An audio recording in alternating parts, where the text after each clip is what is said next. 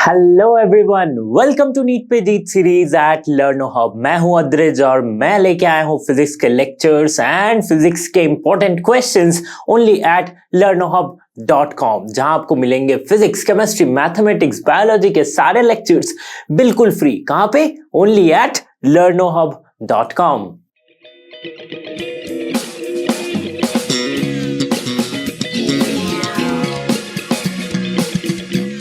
तो अगला चैप्टर जो स्टार्ट करने जा रहे हैं नीट के लिए वो क्या है? कंसेप्ट्स हम पढ़ेंगे लॉज ऑफ मोशन चैप्टर के, राइट। तो लॉज ऑफ मोशन चैप्टर जो है उसमें दो पार्ट में एक्चुअली उसको डिवाइड कर सकते हैं। एक तो न्यूटन्स लॉज ऑफ मोशन, एक उस पे बाद में जो दूसरा पार्ट जुड़ता है वो है friction and dynamics of circular motion.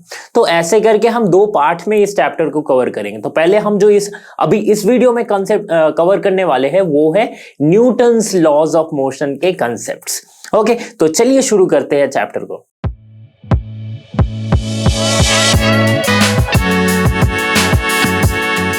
तो ये जो चैप्टर है न्यूटन्स लॉज ऑफ मोशन, ये स्टार्ट होती है विथ इनर्शिया। तो पहले तो समझना है कि इनर्शिया क्या है। प्यारा सा वर्ड है एक इनर्शिया।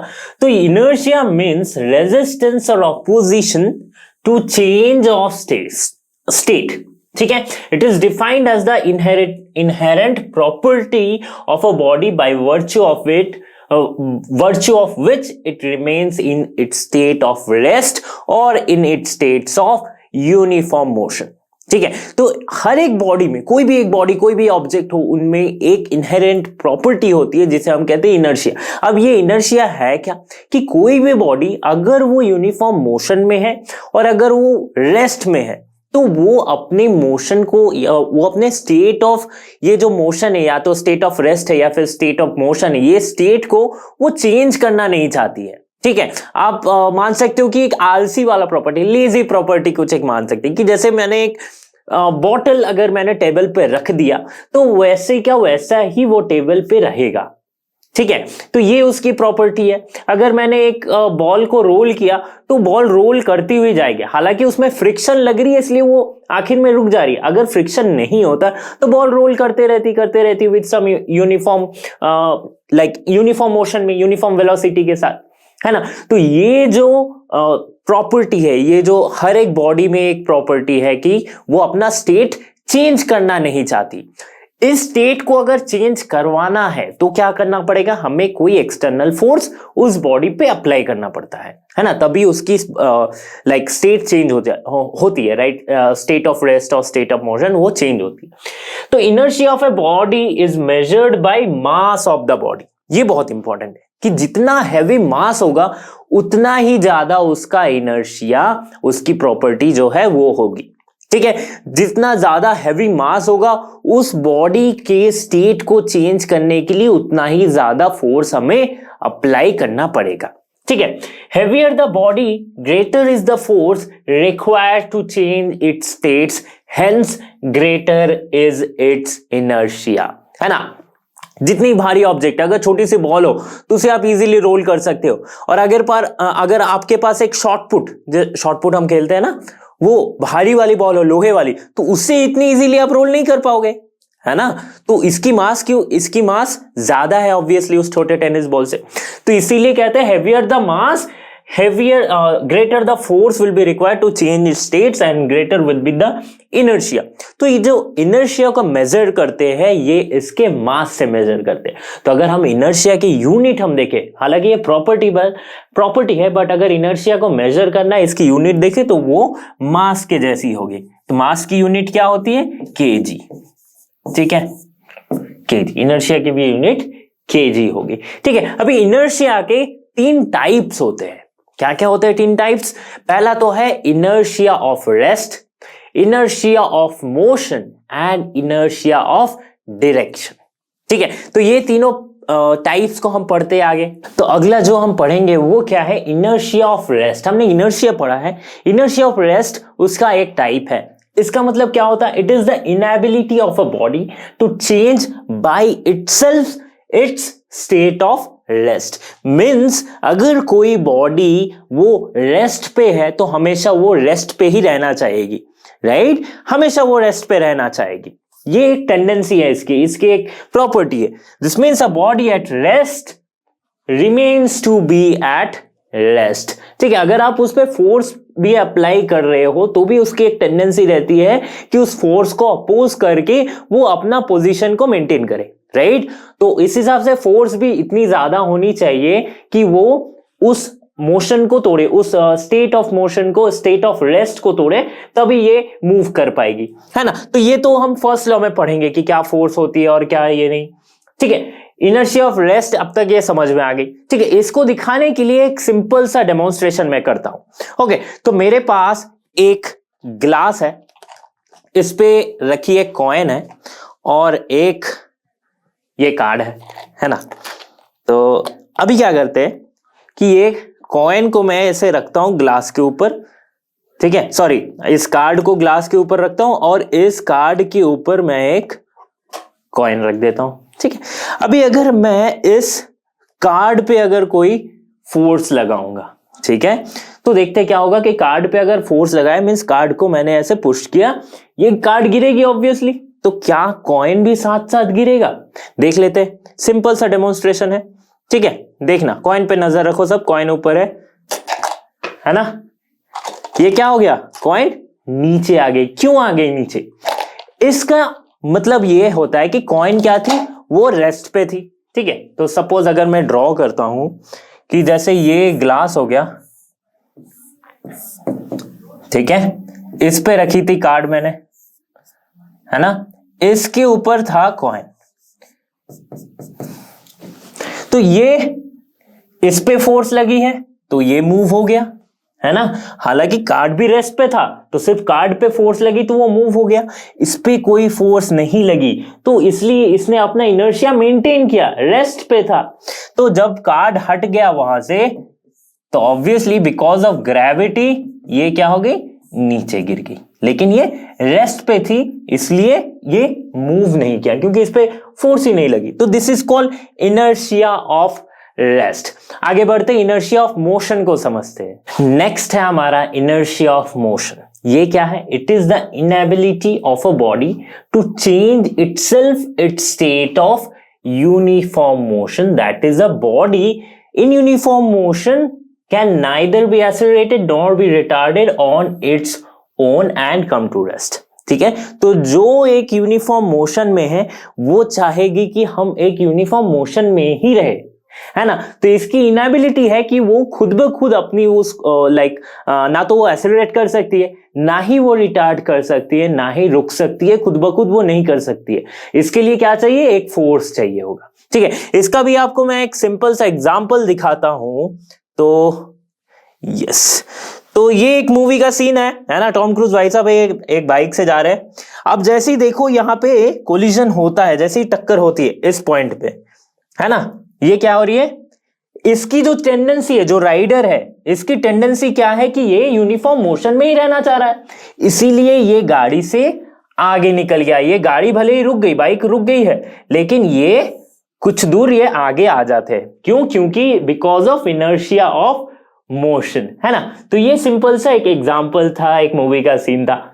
ओके, तो चलते आगे बढ़ते। तो आगे बढ़ते और समझते तीसरे टाइप ऑफ इनर्शिया को, जो कि है इनर्शिया ऑफ डायरेक्शन। ये क्या कहती है कि it is an inability of a body to change by itself its direction of motion, right? तो इसका मतलब क्या है कि कोई भी अगर बॉडी, कोई भी ऑब्जेक्ट अगर स्ट्रेट लाइन में मूव कर रही है तो हमेशा वो चाहेगी कि उस स्ट्रेट लाइन में ही वो मूव करती रहे, है ना। कब तक ऐसा होगा? Until and unless any external unbalanced force is applied, जिसका इफेक्ट ये हो कि वो उस बॉडी या फिर उस ऑब्जेक्ट क्या डायरेक्शन को चेंज कर रही है। इस पे बेस्ड एक बहुत ही अच्छा सा एग्जांपल मैं आपको दिखाता हूं। एक फुटबॉल मैच का एग्जांपल है, ठीक है। तो सपोज देखो, यहां से बॉल को किक किया गया, है ना, और यहां से हेडर पड़ी, तब जाके उसकी डायरेक्शन चेंज हुई। अगर ये हेडर नहीं पड़ती, ठीक है, अगर ये हेडर नहीं पड़ती तब तो इसकी डायरेक्शन सीधी जा रही थी, यस और नो, है ना। चूंकि हेडर पड़ी, हेडर यहां पे क्या था? एक एक्सटर्नल फोर्स था, जिसका इफेक्ट क्या हुआ कि इसने बॉल के डायरेक्शन को चेंज किया और गोल की तरफ मोड़ दिया, है ना। तो इसी हिसाब से गोल भी हो गई और हमने फिजिक्स भी सीख लिया कि इनर्शिया ऑफ डायरेक्शन कैसे काम करती है। तो अगला टॉपिक जो हम स्टार्ट करेंगे वो क्या है, मोमेंटम। तो पहले तो न्यूटन्स लॉज ऑफ मोशन को समझने के लिए मोमेंटम का नॉलेज होना बहुत जरूरी है। ये मोमेंटम होता क्या है? Momentum of a body is the quantity of motion contained in the body, ठीक है। It is used to describe the state of motion of an object with a non zero mass, है ना। तो कोई भी ऑब्जेक्ट जिसके पास मास है उसके स्टेट ऑफ मोशन को कौन डिफाइन करता है? एक मोमेंटम। तो मोमेंटम डिपेंड किस पे करता है? ऑब्वियसली मास पे, और चूंकि उसका स्टेट ऑफ मोशन बता रहा है तो उसके वेलोसिटी पे डिपेंड करेगा, है ना। तो momentum is the product of mass and velocity. Momentum को हम लिखते हैं एज अ पी, ठीक है। तो P equals to mass into velocity, ठीक है, फाइन। अभी मास या वेलोसिटी किसी भी चीज को अगर इंक्रीज करो तो मोमेंटम क्या होगी? इंक्रीज हो जाएगी। अगर इनमें से कोई एक चीज डिक्रीज होती है तो मोमेंटम क्या होगी? डिक्रीज हो जाएगी। नाउ ऐसा हो सकता है कि हम मोमेंटम को मेंटेन करने के लिए या तो मास को घटाए और साथ ही साथ वेलोसिटी को बढ़ाए तो मोमेंटम मेंटेन रहेगी। तो वो अलग बात है, उसको हम बाद में कभी समझेंगे, किसी दूसरे टॉपिक में पढ़ेंगे। तो अब समझते हैं कि मोमेंटम की यूनिट क्या है। तो मोमेंटम की मास की यूनिट क्या है? केजी। वेलोसिटी की यूनिट क्या है? मीटर पर सेकेंड। तो केजी मीटर पर सेकेंड मोमेंटम की यूनिट होगी। इसकी डायमेंशन क्या होती है? मोमेंटम की dimension that is m1 l1 t-1। ये हो गया मोमेंटम का डायमेंशन। अभी मोमेंटम के जो यूजेस है, जैसे कि जी, तो मोमेंटम के जो यूजेस है कि कैसे मोमेंटम चेंज होगी तो फोर्स पे क्या असर होगा, है ना, ये सब चीजों को समझने के लिए हम न्यूटन्स लॉज ऑफ मोशन को पढ़ेंगे। तो इसके बाद जब हम जो स्टार्ट करने वाले हैं वो है Newton's laws of motion. I hope momentum आपका क्लियर हो गया होगा कि मोमेंटम क्या होती है। सिंपल सी चीज है। तो Newton's first law of motion, जिसे कि लॉ ऑफ इनर्शिया भी कहा जाता है, क्या है ये लॉ? कि this law states that every body continues to be in the state of rest or in the state of uniform motion until and unless any external unbalanced force is applied on it।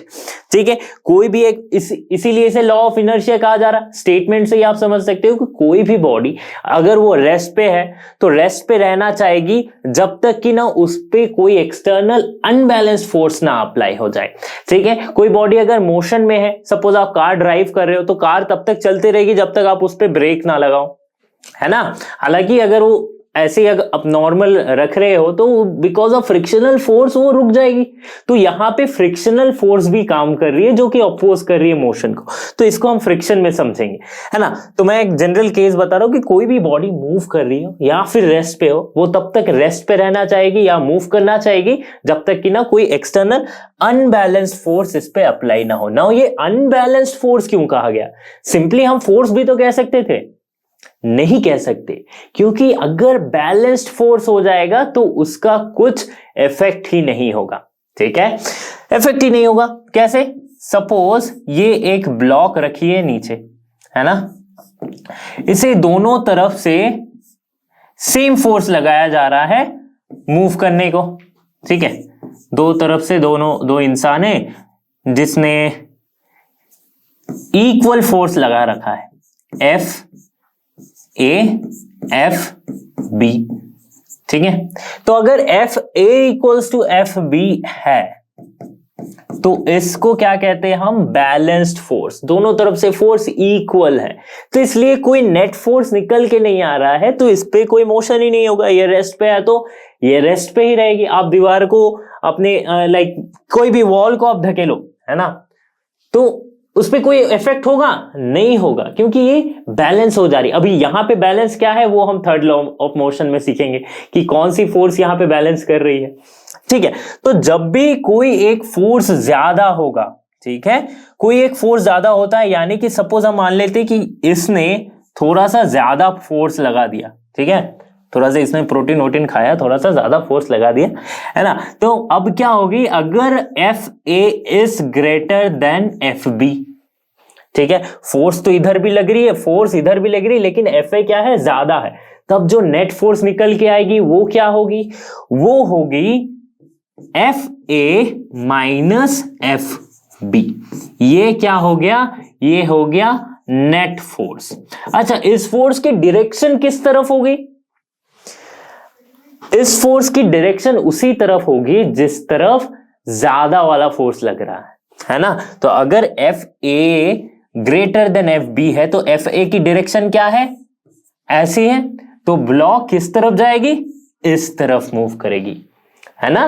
तो ये हमने समझा balanced और unbalanced force का, ठीक है। तो हमेशा कोई भी ऑब्जेक्ट को अगर उसका स्टेट ऑफ मोशन या फिर स्टेट ऑफ रेस्ट हमें चेंज करना है तो अनबैलेंस्ड फोर्स लगाना पड़ेगा, ठीक है। यही कहता है क्या, first law of motion.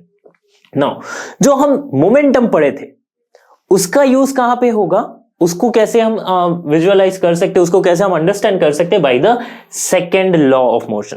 So second law of motion ये क्या कहता है कि it states that the rate of change of momentum is directly proportional to the external force applied on the body, ठीक है, and the change take place in the direction of applied force, ठीक है, applied net force ऐसे हम बोल सकते हैं। तो ये क्या कह रहे हैं, सेकेंड लॉ ऑफ मोशन, कि कभी भी जो rate of change of momentum होगी, मोमेंटम क्या होती है, मास इनटू वेलोसिटी, तो उसमें इस मोमेंटम की जो चेंज की जो रेट है, rate of change of momentum, वो क्या होगी, फोर्स जितना अप्लाई किया है उससे डायरेक्टली प्रोपोर्शनल होगी। अगर फोर्स आप बढ़ाओगे तो rate of change of momentum जो है वो इंक्रीज होगी, है ना। तो ये जो फोर्स है वो क्या है, directly proportional to rate of change of momentum. कैसे लिखते हैं, डी पी डी टी, है ना, ये लिख सकते हैं। अभी देखो, फोर्स अगर कांस्टेंट लगाए तो m dv dt ये हो जाएगी, क्योंकि p क्या है, mass into velocity, mass constant है, इसको बाहर निकाला, डिफरेंशिएशन किस पे आ जाएगा, dv dt। ये dv dt क्या है, ये है acceleration. So we can write f equals to ma। ये है क्या, सेकेंड लॉ ऑफ मोशन यही कहना चाह रहा है, ठीक है, कि rate of change of momentum जो है इसको ये फोर्स के साथ डायरेक्टली प्रोपोर्शनल होगी। इससे हमें क्या मिला कि force equals to mass into acceleration. तो एक और स्टेटमेंट हम जोड़ सकते हैं कि जब भी कोई ऑब्जेक्ट पे जिसके पास मास हो उस पे फोर्स लगाया जाएगा तो वो ऑब्जेक्ट क्या होगी, एक्सीलरेट करेगी।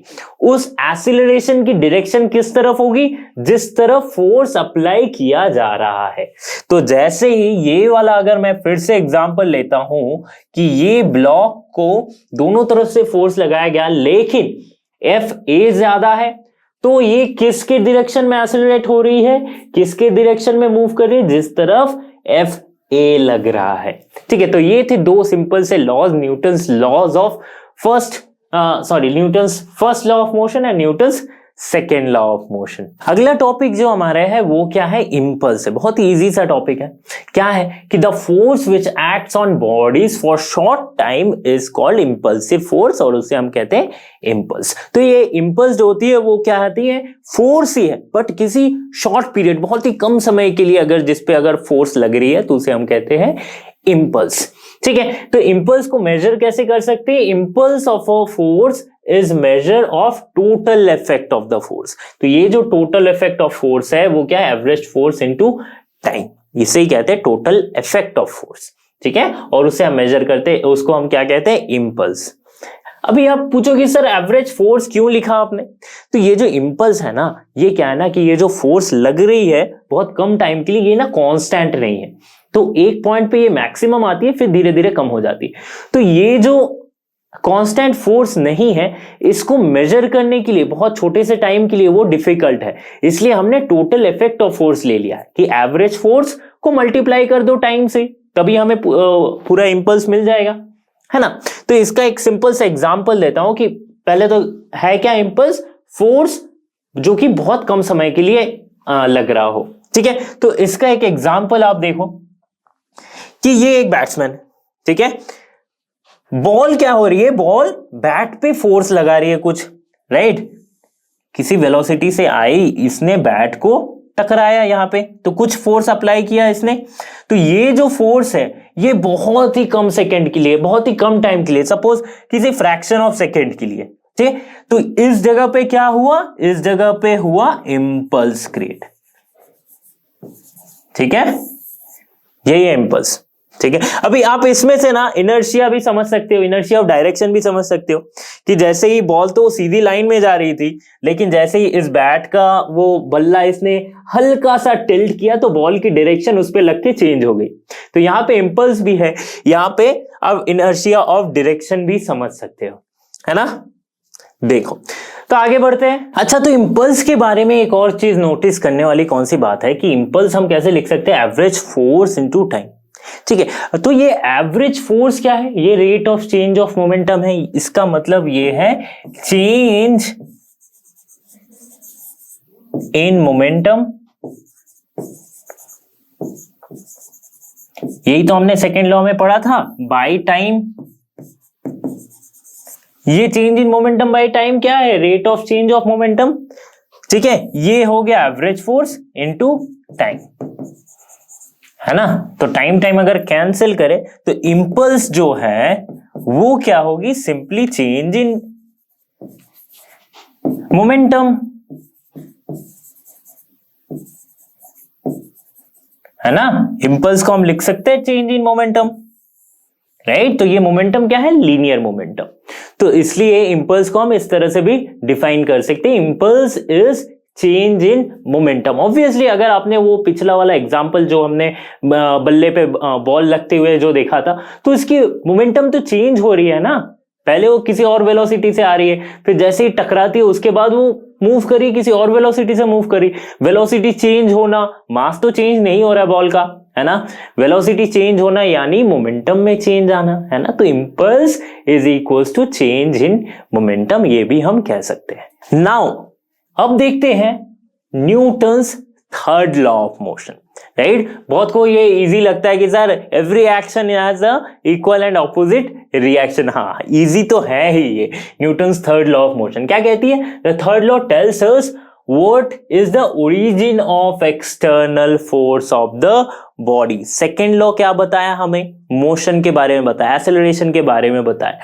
फर्स्ट लॉ क्या बताया, इनर्शिया के बारे में बताया। थर्ड लॉ क्या बताता है कि ये फोर्स आया कहां से, है ना, origin of the external force, ठीक है। तो according to Newton's force, Newton forces always occur in pair, force कभी भी अकेला काम नहीं करता, हमेशा पेयर में काम करेगा, हमेशा कोई दो फोर्सेस लग रहे होंगे किसी भी ऑब्जेक्ट में, है ना। तो सिंपली अब देख लो, अब जब भी आप चल भी रहे हो तो क्या हो रही है, आपने फोर्स लगाया पीछे की तरफ और आप आगे की ओर जा रहे हो, है ना, तो ये क्या है, आपने एक्शन किया पीछे की ओर और उसका जो रिएक्शन है इसी वजह से आप चल पा रहे हो, है ना। तो ये क्या है, थर्ड लॉ क्या कहती है कि every action there is an equal and opposite reaction. Forces always occurs in pair as a result of mutual interaction between two bodies. अभी उस वाले एग्जाम्पल पे आते हैं जहां हमने दीवार को धक्का लगाने की कोशिश की थी, तो उसमें हमने कहा था कि ये तो बैलेंस्ड फोर्स है। तो बैलेंस्ड फोर्स कैसे हुआ, क्योंकि जितना हम फोर्स उस दीवार पे लगा रहे हैं उतना ही फोर्स वो दीवार हम पे लगा रही है ना। तो इक्वल एंड ऑपोजिट फोर्सेस हो गए, बैलेंस हुआ, इसीलिए कोई इफेक्ट हमें देखने को नहीं मिला, है ना। तो इस पे एक और एग्जांपल देखते हैं, बड़ा मजेदार सा एग्जांपल है। तो ये देखो, ये एक बास्केटबॉल का मैच चल रहा है, ये जेम्स हार्डन भाई साहब ये क्या किए, गुस्से में आके बॉल को पटका नीचे, है ना, ये सीन देखो आप, है ना, गुस्से में बॉल को नीचे पटका। तो गुस्से में ये भूल गए कि न्यूटन की थर्ड लॉ भी अप्लाई होती है, जितनी जोर से उसने बॉल को नीचे पटका उतनी ही जोर से वो बॉल आके वापस लगी। Every action has a equal reaction व equal and opposite reaction. Direction क्या था, ये वापस डायरेक्शन क्या है, ये मुंह पे लगने वाली, है ना। तो गुस्से में इसने न्यूटन के थर्ड लॉ को भूल गया और अपना मुंह सुझा बैठे, है ना। तो ये था न्यूटन्स थर्ड लॉ। अभी आगे बढ़, तो न्यूटन्स के सारे लॉ हमने पढ़ लिए, हमने समझ लिया कि Newton's first law, second law, third law क्या होता है। तो ये एक प्रॉब्लम है, that is horse and cart problem. इसमें से काफी सवाल पूछे जाते हैं, तो इस प्रॉब्लम को हम पहले विजुअलाइज करेंगे कि इसमें कौन कौन से फोर्सेस लग रहे, किस किस डायरेक्शन में लग रहे, है ना।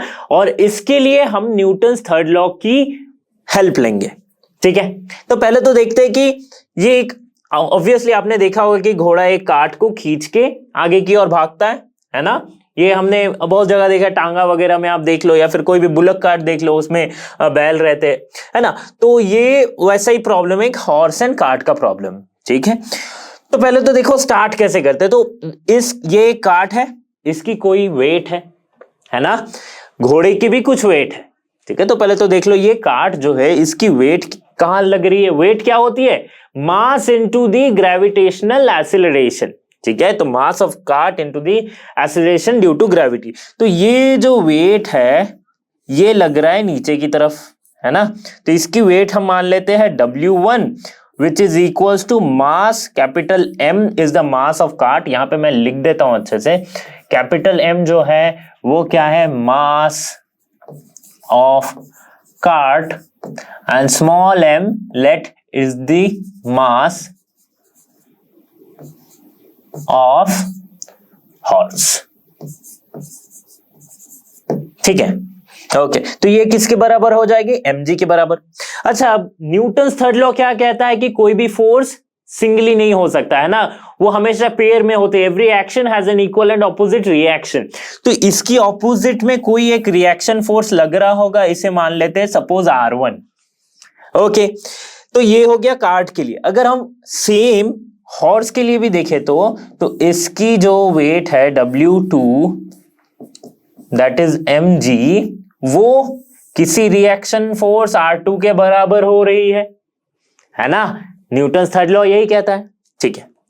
अभी देखो, तो जब घोड़ा भाग रहा है या फिर कोई भी भागता है या फिर चलता है, तो फोर्स किस तरफ लगाता है। ग्राउंड पे जब कोई चल रहा हो, भाग रहा हो, तो फोर्स किस तरफ लगाता है, राइट। अगर आप चल रहे हो, that if you are moving, ये आपके सपोज हील्स है ना, और अगर आप चल रहे हो तो अपने पैरों से आप जमीन को धकेलते हो, इसका रिएक्शन क्या होता है कि वो आपको आगे फोर्स देता है, तब आप आगे चल पाते हो, अगला स्टेप रख पाते हो, है ना। तो वैसे ही घोड़ा एक फोर्स लगा रहा है जमीन की तरफ, ठीक है। इसे मान लेते हैं F, और ये क्या है, फोर्स ऑफ पुशिंग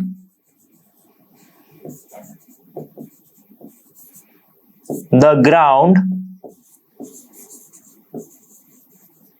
ठीक है। तो ये अगर फोर्स लग रही तो जरूर इसका भी रिजल्टेंट फोर्स कुछ लग रहा होगा, सपोज उसे मान लेते हैं R। जस्ट इसके opposite, every action has an equal and opposite reaction. अभी देखो बीच में ये जो स्ट्रिंग है ना, इस पे भी कुछ टेंशन लग रही होगी। तो ये कुछ ये घोड़ा जो है इसका कुछ टेंशन लग रहा होगा, जिसके वजह से ये इसे खींच रही है, और सेम फोर्स इसकी वजह से भी लग रही होगी, है ना, कार्ट के वजह से। So this tension T both are same. ये जब पुली वाली प्रॉब्लम करेंगे तब भी हम इसको समझेंगे कि टेंशन कैसे होती है। ओके, टेंशन कैसे होती है, in the sense tension is a force which is applied in the string, ठीक है, उसे कहते हैं।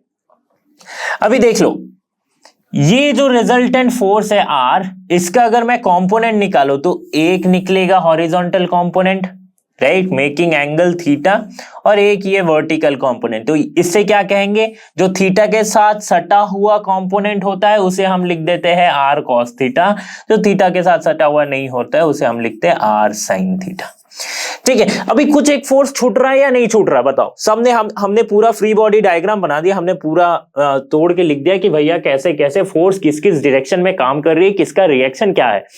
एक फोर्स छूट गया अभी भी, कौन सा फोर्स है, फ्रिक्शनल फोर्स, है ना। कोई भी ऑब्जेक्ट मूव कर रहा है या फिर कोई भी ऑब्जेक्ट मोशन में है, तो उसको अपोज करने के लिए एक frictional force obviously ground surface और इसके बीच में लग रही होगी। तो इस फोर्स को हम मान लेते हैं फ्रिक्शनल फोर्स F, जो कि अगर ये काट इस तरफ मूव कर रहा है तो फ्रिक्शनल फोर्स ऑपोजिट डायरेक्शन में लग रही है। ठीक है, तो पहले तो देख लो कि फॉरवर्ड डायरेक्शन में जब ये मूव कर रहा है तब कौन से फोर्स से मूव कर रहा है, ये r cos थीटा वाले फोर्स से।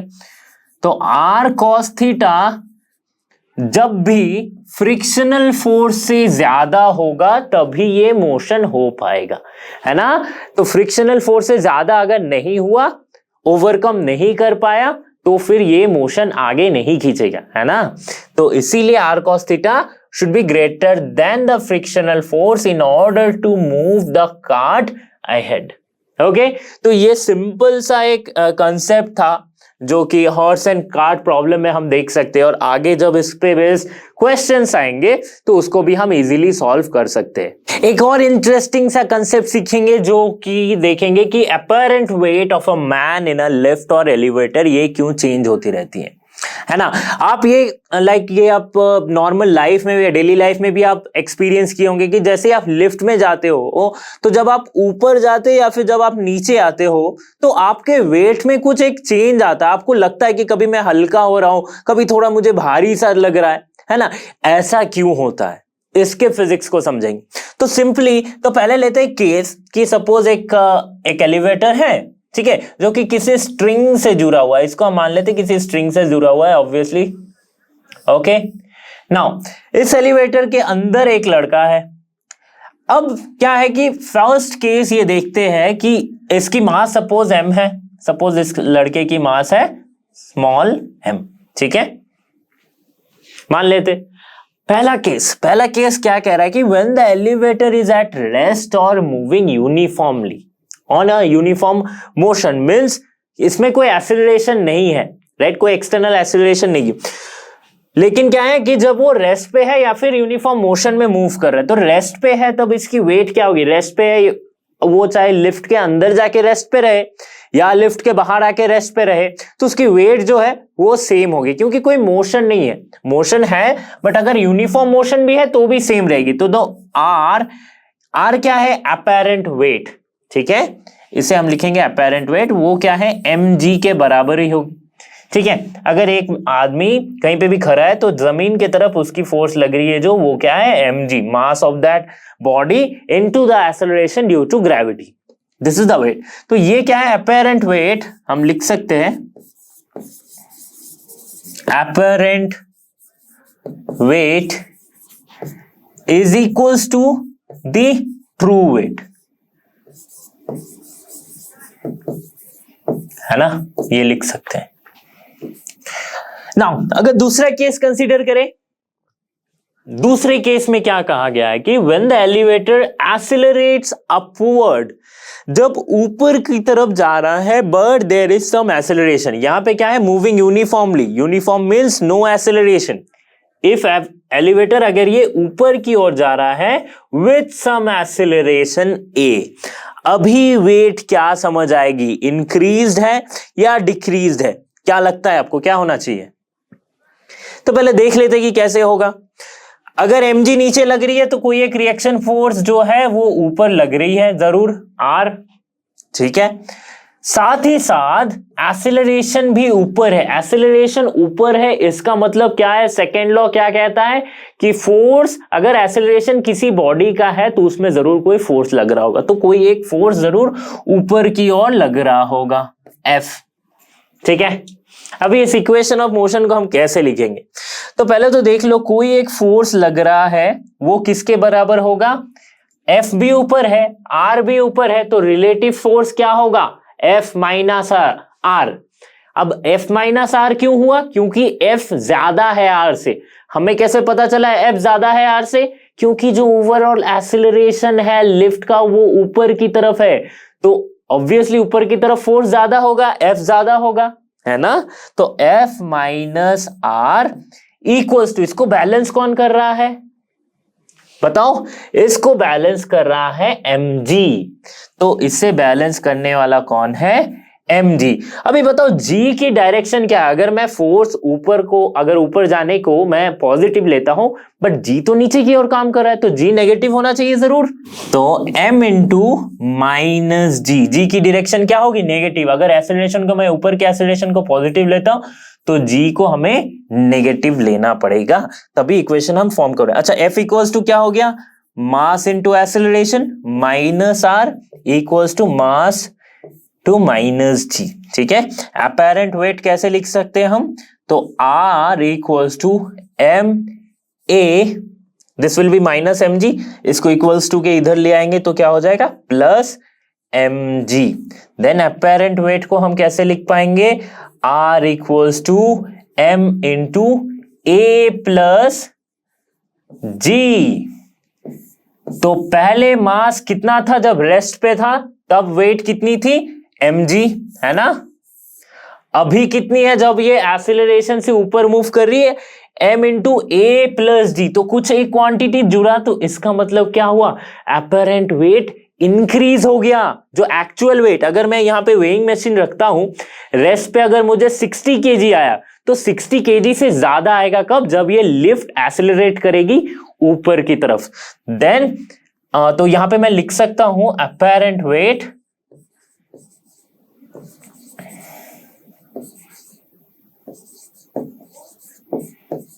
is greater than true weight।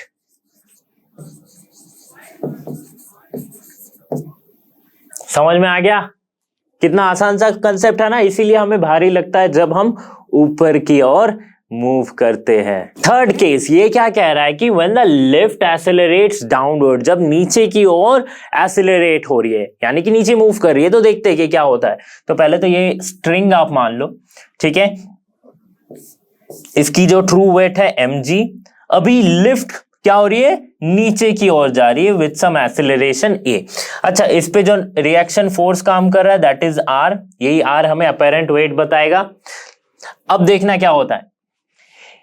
अच्छा, ये बताओ mg और r में से कौन सा बड़ा है? अभी ऑब्वियसली mg बड़ा होगा, क्योंकि तभी तो ये नीचे की ओर जा रही है ना? तो जब ये नीचे की ओर जा रही है then mg is greater than r, so we can write, इसका जो रिलेटिव हम लिख सकते हैं वो कैसे? mg minus r equals to f। अच्छा, ये f कहां से आया? अगर एक्सेलरेशन किसी एक एक्सेलरेशन a से नीचे जा रही है, तो इसका मतलब सेकेंड लॉ क्या कहता है कि कोई एक फोर्स जरूर होगा, तो that is the f force. ठीक है, तो mg minus r we can write as ma। तो r हमें क्या मिलेगा? That is m into what? g minus a, ये मैं लिख सकता हूं। ठीक है, इसका मतलब क्या हुआ? अपेरेंट वेट g माइनस ए मीन्स कुछ घट जाएगा ओरिजिनल वेट से, ट्रू वेट से। ठीक है, और ट्रू वेट क्या थी? mg। अभी g में से कुछ एक घटा दो तो ऑब्वियसली टोटल में कुछ घट जाएगा, so we can write apparent wait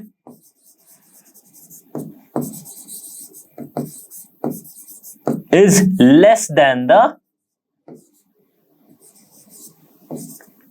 true weight। ठीक है, now what happens? The fourth case ये क्या कह रहा है? When the lift falls freely, अगर फ्री फॉल मोशन हो रहा हो तब क्या होगा? Let us see, free fall motion हो रहा हो मींस अगर ये स्ट्रिंग क्या है, ये टूट जाए, तब क्या होगा? तो तब क्या होगा? नीचे जब आ रही है तो ऑब्वियसली ये R M into G minus A, तो जब फ्री फॉल हो रहा है तो this A is equals to G. Free fall में एक्सेलरेशन ड्यू टू ग्रेविटी की वजह से ही गिरती है, तो ये क्या होगा? अगर ये भी जी के बराबर होगा तो m into G minus G that is 0, then apparent weight 0। इसका मतलब क्या है? जब फ्री फॉल हो रहा हूं, जब स्ट्रिंग टूट जाए तब क्या है? वेटलेसनेस लगेगा, है ना? वेटलेसनेस लगता है मीन्स आपको लगेगा नहीं कि आपकी बॉडी का कोई वेट है भी या नहीं। ओके, तो ये थे 4 केस। इसके बाद एक और केस बनता है, उसको भी सॉल्व करते हैं। अच्छा, अभी जो केस है इसमें क्या है कि if the downward acceleration is greater than G, right. Normally free fall जब हो रहा है तब एक्सीलरेशन इक्वल टू जी हो रहा है। अगर डाउनवर्ड मूव कर रही है लेकिन इसकी जो एक्सीलरेशन है वो जी से ज्यादा है, ये कैसे हो सकती है? तो सपोज हमने कोई एक जेट लगा दिया यहां पे, है ना, इस लिफ्ट पे एक जेट लगा दिया, ठीक है। इसके वजह से क्या हो गया, इसकी जो एक्सीलरेशन है वो जी से ज्यादा हो गई, नीचे की ओर आ रही है, ठीक है। तो acceleration a is greater then g, तब इसकी अपेरेंट वेट क्या होगी? तो हम क्या पता था कि जब नीचे आ रही है तो m इंटू जी माइनस ए होता है, ठीक है। अभी अगर a g से ज्यादा है यानी कि ये पूरा टर्म जो है वो नेगेटिव आएगा, है ना। तो अपेरेंट वेट नेगेटिव आएगा, इसका मतलब क्या होगा, आप क्या होगे, जो भी ये पर्सन जो लिफ्ट के अंदर है वो क्या होगी, वो जमीन को छोड़ के वो हवा में उड़ने लगेगी और जाके सीलिंग से टकराएगी, ठीक है। तो जब भी एक्सीलरेशन ग्रेटर देन ए हो जाएगा तो ये apparent wait negative, apparent wait negative का मतलब ये होता है। तो स्टूडेंट्स जो अगला टॉपिक है हमारे पास काफी इंपॉर्टेंट टॉपिक है, principle of conservation of linear momentum. Momentum, linear momentum हम पढ़ चुके, कंजर्वेशन ऑफ मोमेंटम क्या कहता है? तो एक बार स्टेटमेंट को समझते हैं। According to this principle in an isolated system the vector sum of all the vector sum of the linear momenta of all the bodies of the system is conserved, right, and is not affected due to their mutual action or reaction, ठीक है। अच्छा, ये isolated system क्या है? एक isolated system उसे ही कहा जाता है जो सराउंडिंग से कोई भी एक्सटर्नल फोर्सेस के एक्सपीरियंस में नहीं है, ठीक है, जिसपे कोई और एक्सटर्नल फोर्स काम नहीं कर रहा हो, उसे हम कहते हैं आइसोलेटेड सिस्टम। जस्ट एक बंद सा सिस्टम जिसे हम मान लेते हैं। सपोज वैसे ही एक आइसोलेटेड सिस्टम के अंदर दो ये बॉल्स है, ठीक है। ये जो पहला बॉल है इसका मास है m, कैपिटल M, और ये जो छोटा सा बॉल है इसका मास है स्मॉल m, ठीक है। इसे हम मान लेते हैं A, इसे मान लेते हैं B। ये क्या हो रही है, मूव कर रही है in same direction. This ball is moving with the velocity u1 और ये बॉल वेलोसिटी u2 से मूव कर रहा है इसी डायरेक्शन में, ठीक है। क्या होती है, अब देखो u1 को हम मानते हैं is greater then u2, means इसकी a की वेलोसिटी b से ज्यादा है, इसका मतलब आके टकराएंगे दोनों, है ना। तो जब ये टकराते हैं, जब ये कोलिजन होता है तब क्या हो रहा है, तो सपोज ये कोलिजन हुआ, उसके बाद ये दोनों फिर से मूव करने लगे, लेकिन अभी इसकी वेलोसिटी यानी कि चेंज हो गई है, दोनों की वेलोसिटी चेंज हो गई है।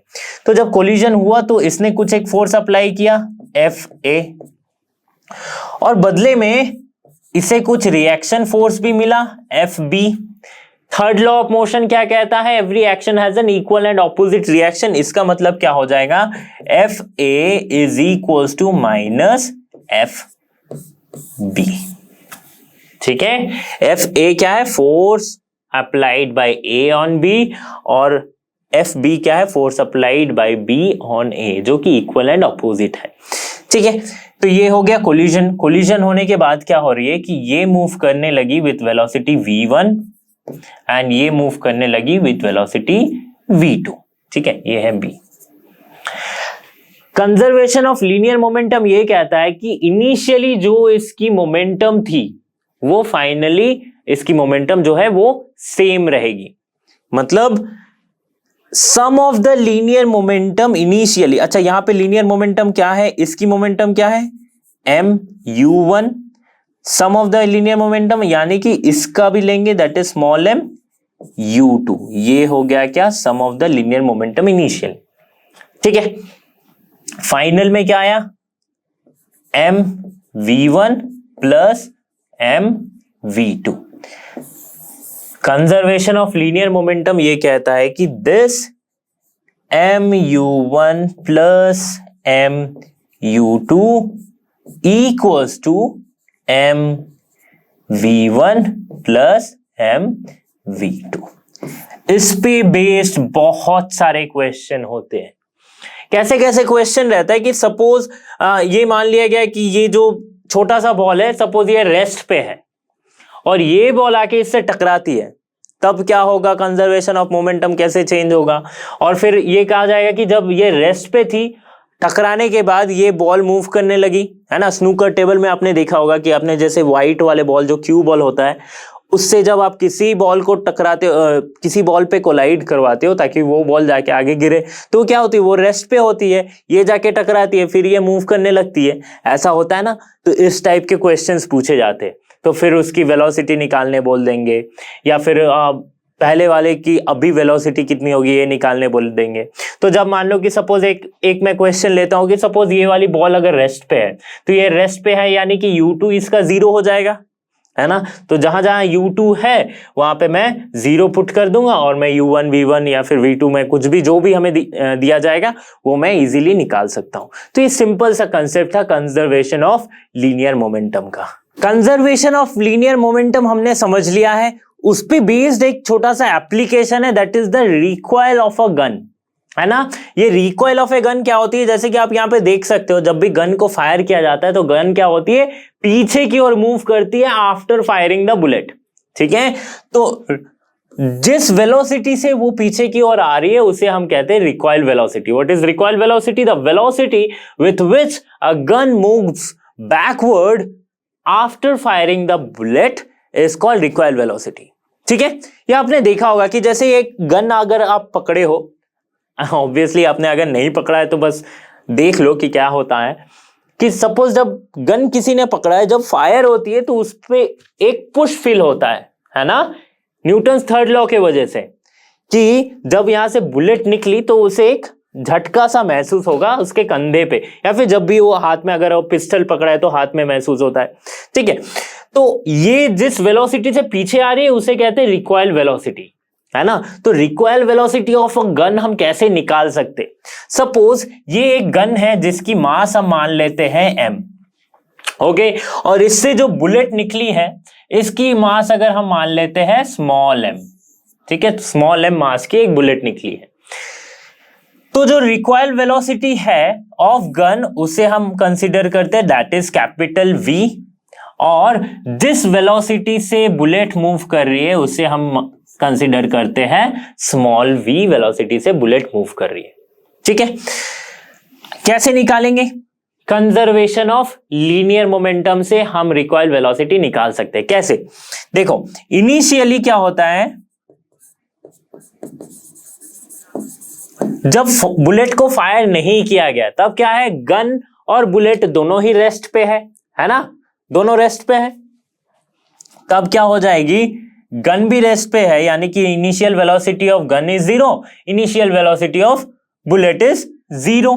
तो इसकी जो लीनियर मोमेंटम होगी इनिशियली वो कुछ होगी, सम ऑफ देयर लीनियर मोमेंटम नहीं, सो सम ऑफ द लीनियर मोमेंटम 0 हो जाएगी, ठीक है। कंजर्वेशन ऑफ लीनियर मोमेंटम क्या कहता है कि sum of their linear momentum initially is equals to sum of their linear momentum finally. इसका मतलब, अच्छा, अभी फाइनल केस में जब बुलेट फायर हो चुकी है तब क्या हो रही है, फाइनल केस, फाइनल में क्या हो रहा है कि ये जो बुलेट है ये पीछे की ओर आ रही है, एम वी, तो इसकी मोमेंटम कितनी हो जाएगी, M V plus M into V, ठीक है। अभी चूंकि ये पीछे की ओर आ रही है तो हम इसके डायरेक्शन को माइनस वी मान लेंगे, so we can write M V minus M V is equals to 0, ये 0 के बराबर होगा। यही तो कंजर्वेशन ऑफ लीनियर मोमेंटम कहता है ना। अब इसमें से v जो है ये क्या है, रिकॉइल वेलोसिटी ऑफ गन, तो इसको हम इजीली निकाल सकते हैं। कैसे निकाल सकते हैं, v equals to mass of bullet into velocity of the bullet divided by, क्या हो जाएगी, ये हो जाएगी मास ऑफ द गन, ये कैपिटल एम होना चाहिए, है ना, मास ऑफ गन। तो इससे हमें रिकॉइल वेलोसिटी ऑफ गन मिल जाएंगी। क्या यूज किया हमने, कंजर्वेशन ऑफ लीनियर मोमेंटम का। अभी हम प्रॉब्लम ऑफ मास एंड पुली को समझेंगे। ये मास एंड पुली वाली जो सिस्टम है इससे काफी क्वेश्चन पूछे जाते हैं, तो इसको एक बार जनरल वे में समझेंगे कि अगर इस टाइप के क्वेश्चन आए तो अप्रोच क्या होना चाहिए, किस टाइप से, कहां से हमें शुरुआत करनी चाहिए। तो सपोज हमारे पास एक पुली है जो कि है मासलेस, इसकी जो स्ट्रिंग है वो इनएक्सटेंसिबल है एंड स्मूथ सरफेस है। अच्छा, ये स्मूथ सरफेस का मतलब क्या होता है कि फ्रिक्शन हम लोग नेग्लेक्ट कर रहे हैं, जो कि लाइक स्ट्रिंग और पुली के बीच का जो एक फ्रिक्शन होगा उसको हम नेग्लेक्ट कर रहे हैं।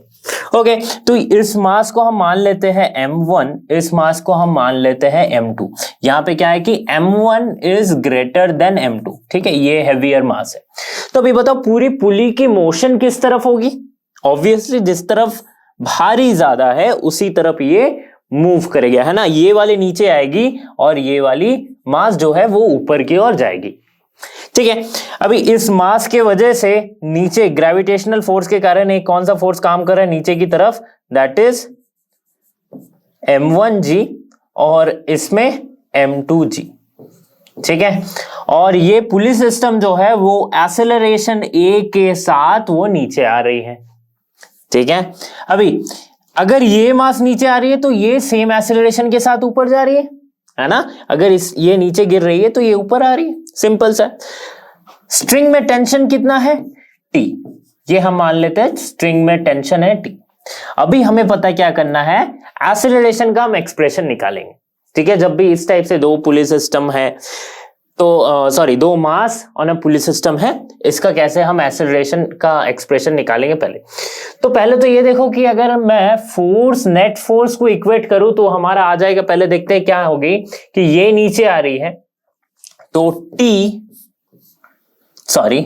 इस सिस्टम के लिए देखो पहले एक m1 m2 का फ्री बॉडी डायग्राम बनाते हैं। तो सपोज ये है मास m1, इसमें नीचे फोर्स लग रही है m1g जो कि ग्रेविटेशन की वजह से है, ऊपर क्या है एक टेंशन है, लेकिन ओवरऑल मोशन जो है वो नीचे की तरफ है, एक्सेलरेशन क्या है नीचे की तरफ है। तो इसका इक्वेशन ऑफ मोशन हम कैसे लिख सकते हैं? हम लिख सकते हैं चूंकि ये m1 नीचे की, ये मास जो है नीचे की तरफ आ रहा है, then m1g minus t equals to m1a, ठीक है। नीचे की ओर एक्सेलरेशन है मींस नीचे की ओर फोर्स क्या है m1a, ठीक है। अभी देखो ये एक एक्सप्रेशन आ गया। अभी मास 2 के लिए, सेकंड वाले मास के लिए देखते हैं, m2 वाले मास के लिए इसका फ्री बॉडी डायग्राम बनाए तो इसमें भी ऊपर एक टेंशन लग रही है T, ठीक है, नीचे लग रही है m2g। ओवरऑल मोशन क्या है? एक्सेलरेशन ऊपर है ना। तो एक जो फोर्स है वो भी ऊपर की तरफ होगी, दैट इज m2 है, क्या होगी ऊपर की तरफ होगी।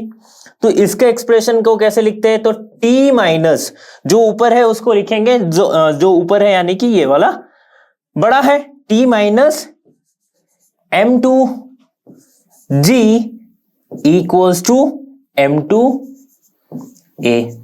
तो ये आ गया इक्वेशन 1, ये आ गया इक्वेशन 2। इन दोनों को अगर मैं इक्वेट करूं तो हमें कुछ मिलेगा इस तरह से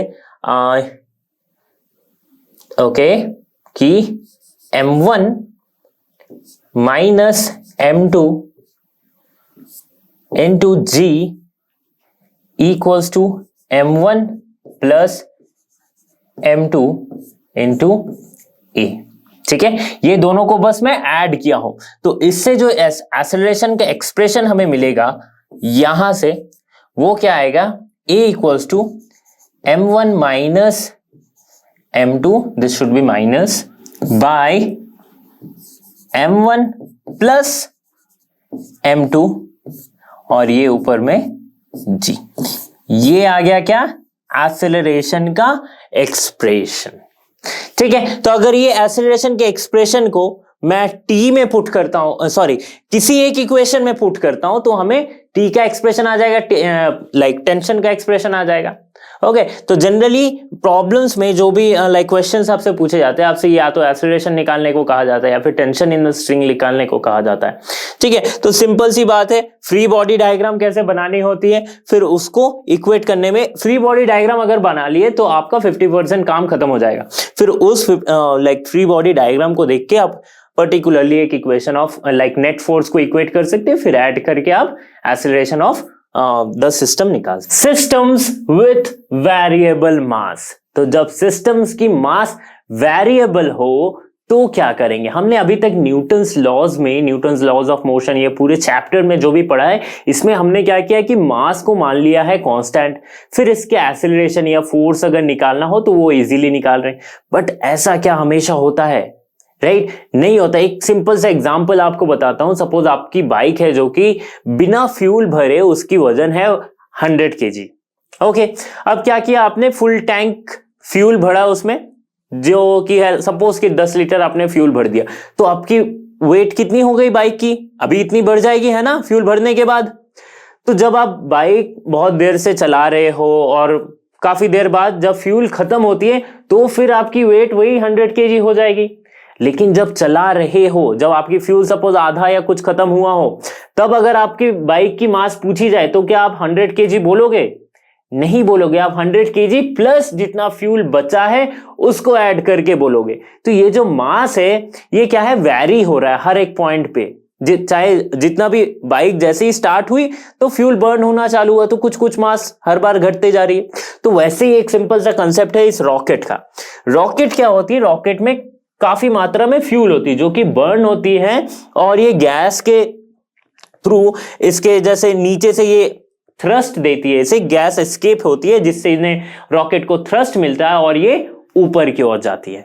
ठीक है, तो जैसे जैसे कोई भी पॉइंट पे आप देखो फ्यूल बर्न होते जा रही है तो इसकी मास क्या है? कुछ कुछ घटते जा रही है। जब इसकी मास एकदम कम कब हो जाएगी? मिनिमम जब सारा फ्यूल इसका खत्म हो जाएगा और इसे पूरा का पूरा थ्रस्ट मिल चुका होगा तब तक, है ना। तो इसे समझते हैं कि जब वैरी कर रहा है, मास वैरी कर रहा है, तो सपोज एक रॉकेट है जो कि अभी रेस्ट पे है एट t इक्वल्स टू 0 पे, तब इसकी मास है सपोज m0। ये m0 क्या है? Mass of rocket including the fuel. Okay, और क्या है? इसकी इनिशियल वेलोसिटी 0 है क्योंकि ये रेस्ट पे है। अब देखो कि क्या हो रहा है कि अभी इसके बाद क्या होती है कि कुछ फ्यूल बर्न होता है और जिसकी वजह से इसे थ्रस्ट मिलती है और ये ऊपर की ओर मूव करने लगती है विथ सम वेलोसिटी v। ठीक है, अभी इसकी मास कितनी है? m। अच्छा, ये m मास क्या m से बड़ा, m0 से बड़ा होगा या छोटा होगा? ऑब्वियसली छोटा होगा। कुछ फ्यूल बर्न हुआ तभी तो इसे थ्रस्ट मिली, तो कुछ फ्यूल बर्न हुआ यानी कुछ मास घटा। So this mass m is less then m0। ठीक है, तो ये मैं देख रहा हूं एट एनी टाइम t। ठीक है, अभी देखो ये जो गैस निकल रही है इससे, इसकी भी कुछ वेलोसिटी है ना, तो उसे हम कंसीडर करते हैं vg। इस गैस की जो वेलोसिटी है उसे हम कंसीडर करते हैं vg। तो vg ये क्योंकि ये रेस्ट पे था तो vg इक्वल्स टू 0 थी, अभी कुछ एक वेलोसिटी है।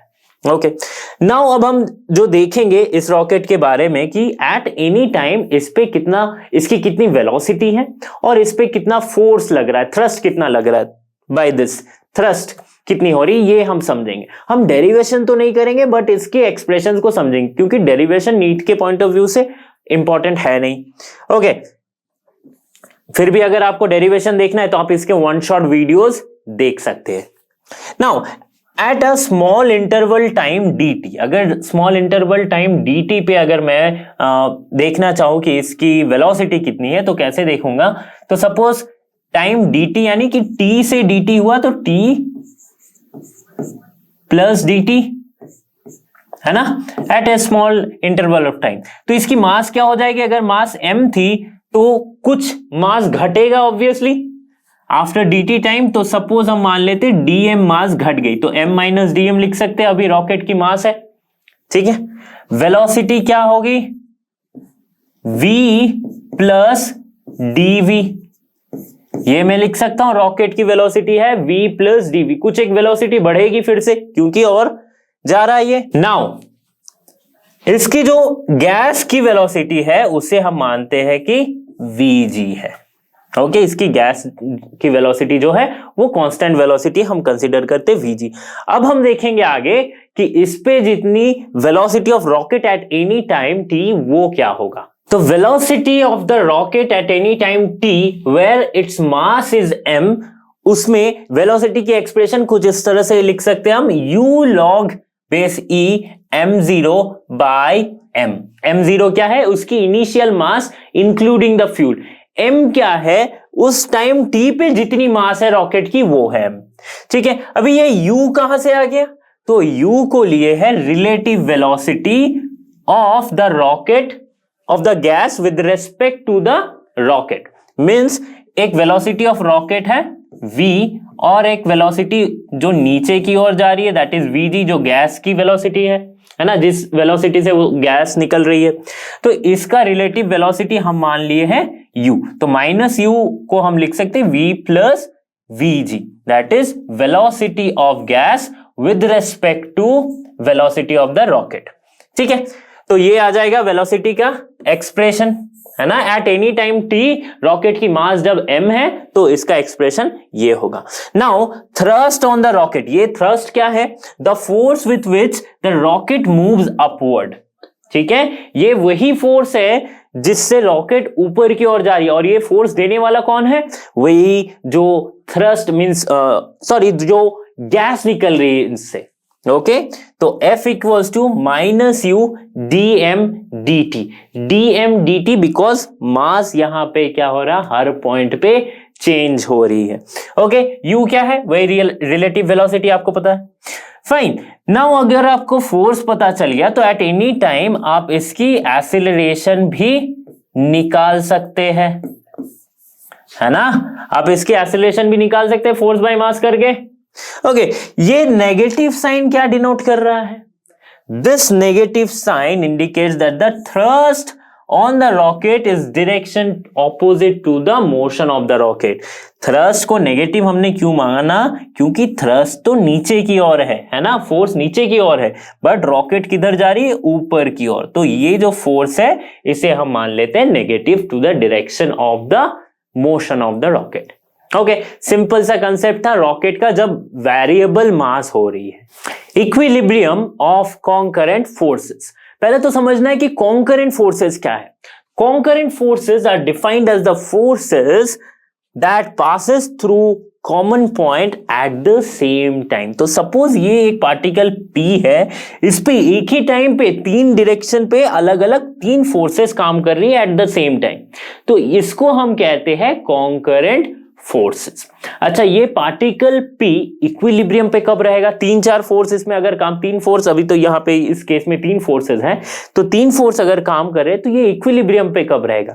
अगर जब दो फोर्स काम कर रहा होता है तो हम बोल देते कि अगर ये वाला फोर्स F1 जब F2 के बराबर होगा तब क्या होगी कि ये इक्विलिब्रियम में रहेगा। कोई भी एक फोर्स ज्यादा होगा तो उसके डायरेक्शन में मूव करने लगता है। इक्विलिब्रियम वही होता है, हमने समझा था।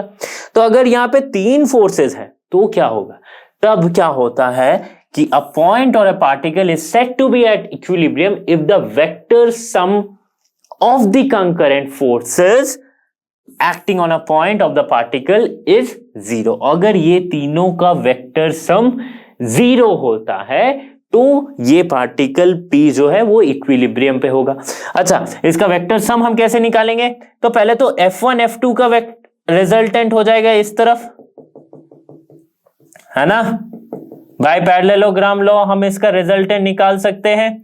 क्या होगा इसका रिजल्टेंट? इसका रिजल्टेंट हो जाएगा F1 प्लस F2। ठीक है, ये हो जाएगा इसका रिजल्टेंट। इसका रिजल्टेंट अगर F3 के बराबर हो तो कोई एक को हम नेगेटिव मानते हैं, राइट, फॉर दैट डायरेक्शन, क्योंकि ये ऑपोजिट डायरेक्शन में है। तो अगर F3 plus F1 plus F2 यही तो है vector sum equals to zero होता है, तो क्या हो जाएगी? ये पार्टिकल P जो है इक्विलिब्रियम पे रहेगी, है ना। सिंपल सा कंसेप्ट है। तो इससे हमें क्या पता चलता है कि F3 is equals to minus F1 plus F2, means इन दोनों का जो रिजल्टेंट होगा वो इसके बराबर होगा। ओके, तो वैसे भी सेम अगर हम F2 के लिए भी देखेंगे तो भी हो सकता है, जैसे F1 और F3 का अगर मैं रिजल्टेंट निकालूं तो वो F2 के बराबर होना चाहिए, तभी ये इक्विलिब्रियम पे होगा। तो कोई एक केस कोई सा भी केस लो, सेम ही टाइप के रिजल्ट आपको मिलेंगे। तो यही था equilibrium of concurrent forces. Lami's theorem, concurrent forces हमने पढ़ा है, लैमिस थ्योरम उसी का एक पार्ट है। क्या कहता है लैमिस थ्योरम कि if a particle under the simultaneous action of three forces is in equilibrium, then each force has a constant ratio with the sine angle between the other two forces। ठीक है, simple सा ये है कि P by sine beta equals to Q by sine gamma, ये equals to होगा equals to R by sine alpha. ठीक है, सो ऐसा क्या है कि कोई भी एक फोर्स जो है वो रेशियो उसका किसके बराबर होगा, दोनों अलग अलग फोर्सेस के बीच का जो एंगल है उसके साइन एंगल के, है ना। तो ये देखो P by sine beta, P क्या है, ये वाला फोर्स है, डिवाइडेड बाई इसका जो साइन एंगल है, बाकी दो फोर्सेस का जो साइन एंगल है that is sine beta, equals to Q by ये वाले एंगल का साइन एंगल साइन गामा, ठीक है, equals to R by sine alpha. तो ये हो गया क्या, लैमिस थ्योरम। बहुत सारे क्वेश्चंस न्यूमेरिकल्स में इस कंसेप्ट को लगा के हम इजीली सॉल्व कर सकते हैं जब वहां पे तीन फोर्सेस लग रहे हो with some angle with each other. ठीक है, तो ये हमने लैमिस थ्योरम यहां पे कंप्लीट किया। स्टूडेंट्स, मैकेनिक्स के जितने भी न्यूमेरिकल्स है, जितने भी प्रॉब्लम्स है, उसको स्टेप बाय स्टेप सॉल्व करने का ये रूल है, राइट। कैसे आप फर्स्ट स्टेप से लेके आप इजीली सॉल्व कर सकते हो। To solve some typical problems in mechanics we follow this steps. ये 5 स्टेप्स क्या है, तो पहले तो draw a diagram showing various part of the system. पहले तो जो डायग्राम आपको क्वेश्चन से जो डायग्राम आपके दिमाग में आ रहा है उसको तो पहले आप ड्रॉ कर लो। ठीक है, choose any convenient part of the system, जहां से आप स्टार्ट कर सको, कोई भी एक कन्वीनियंट पार्ट चूज करो। Draw a free body diagram of the chosen part, तो जो भी कन्वीनियंट पार्ट आपने चूज किया उसका एक फ्री बॉडी डायग्राम बना दो। फ्री बॉडी डायग्राम आपको पता ही है कि कैसे हर दिशा से अगर किसी कोई भी साइड से अगर फोर्स लग रही है तो उसको शो करना है। इससे क्या होगा कि आपको नेट फोर्स जो निकालना है वो इजी हो जाएगा। ऐसा हम लोग न्यूमेरिकल्स जब सॉल्व करेंगे तब उसमें देखेंगे। ठीक है, in free body diagram include the information about the magnitude and direction of the forces, जैसा कि मैंने कहा। Equate the net force acting in a particular direction to its mass times the acceleration produced in that direction। just net force को equate करना है और आपको उसमें से चाहे अगर मास निकालना हो तो पता चल जाएगा, acceleration निकालना हो तो पता चल जाएगा, है ना। तो ये है 5 स्टेप्स। इसी स्टेप्स को हम फॉलो करके हर क्वेश्चन, हर वो न्यूमेरिकल्स लॉज ऑफ मोशंस में पूछे जाने वाले को सॉल्व कर सकते हैं। स्टूडेंट्स, इस वीडियो में हमने कवर कर लिया है लॉज ऑफ मोशन के एक पार्ट को, जिसमें हमने पढ़ा है न्यूटन्स लॉज ऑफ मोशन और कंजर्वेशन ऑफ मोमेंटम के बारे में। आगे के कंसेप्ट में हम देखेंगे फ्रिक्शन और डायनेमिक्स ऑफ सर्कुलर मोशन के बारे में, है ना। फिर हम सॉल्व करेंगे प्रीवियस ईयर के क्वेश्चन, साथ ही साथ कुछ इंपॉर्टेंट मस्ट प्रैक्टिस क्वेश्चंस भी करेंगे। तो बने रहिए हमारे साथ, क्योंकि लर्नो हब पे तो सब कुछ फ्री है पर बेस्ट है। So thank you for being with us, have a great day.